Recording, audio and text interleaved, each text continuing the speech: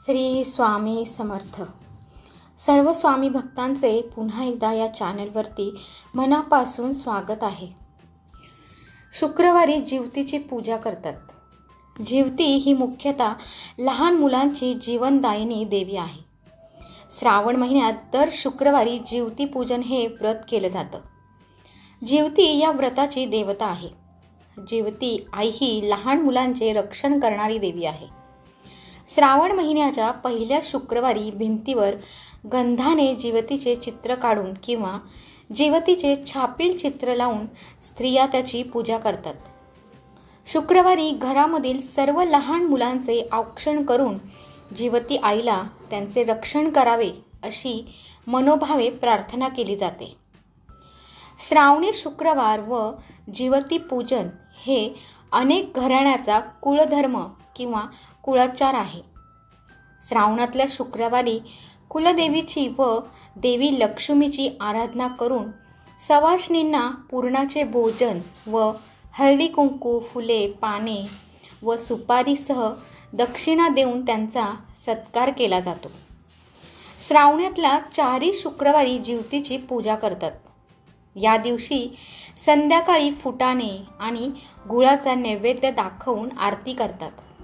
ही पूजा संतती रक्षणार्थ मानली जाते. तसेच जिवती पूजेचा विधी काय आहे ते आपण आता बघूयात.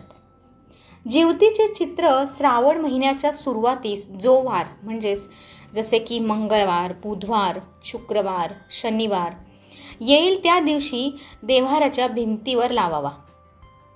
श्रावण शुक्रवारी कुलदेवीची व देवी लक्ष्मीची आणि जिवतीची पूजा करावी. फुले, आघाडा व दुर्वा यांची एकत्र करून केलेली माळ, कुंकू लावलेला 21 मण्यांचा कापसाचा चौसर देवीला घालावा. गंध, हळद, कुंकू, अक्षता वाहाव्या. जिवतीची आरती करावी. विड्यांच्या पानाबरोबर सुपारी व फळ देऊन दूध, साखरेचा आणि गुळासह चणे फुटाण्याचा नैवेद्य दाखवावा. स्वयंपाकात वरण, भात, तूप, लिंबू, चटणी, कोशिंबीर, वाटली डाळ, आमटी, फळभाजी, पातळ भाजी, पुरण, खीर, कढी, तळण असा बेत करावा. या दिवशी मुलांना वाण म्हणून आरत्या देतात, त्या कराव्या. आरत्या कशा करतात तर कणकेत गूळ तुपाचे मोहन घालून छोट्या छोट्या कुरकुरीत तळलेल्या पुऱ्या. तसेच देवाला रांगोळी काढून नैवेद्य दाखवावा. सवाष्णीच्या ताटाभोवती रांगोळी काढावी.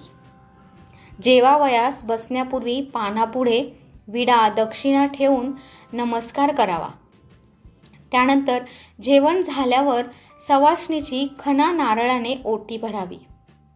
जिवतीची पूजा आरती झाल्यावर घरातील लहान मुलांना पाटावर बसवून त्यांना ओवाळावे. कुंकू लावून चणे फुटाण्याचे व आरत्यांचे वाण द्यावे व आपल्या मुलांच्या कल्याणासाठी व दीर्घायुष्यासाठी देवीकडे प्रार्थना करावी. जर मुलं परगावी असतील तर 4 दिशेला औक्षण करून अक्षता टाकाव्या. म्हणजेच परगावी असलेल्या मुलांचे औक्षण केल्यासारखे होते. तर तुम्ही सुद्धा या शुक्रवारी जिवतीची पूजा नक्की करा, म्हणजे तुमच्या मुलांचे जिवती देवी रक्षण करेल. तर हा व्हिडिओ कसा वाटला नक्की कळवा आणि सर्व स्वामी भक्तांनी कमेंटमध्ये श्री स्वामी समर्थ लिहायला विसरू नका. श्री स्वामी समर्थ.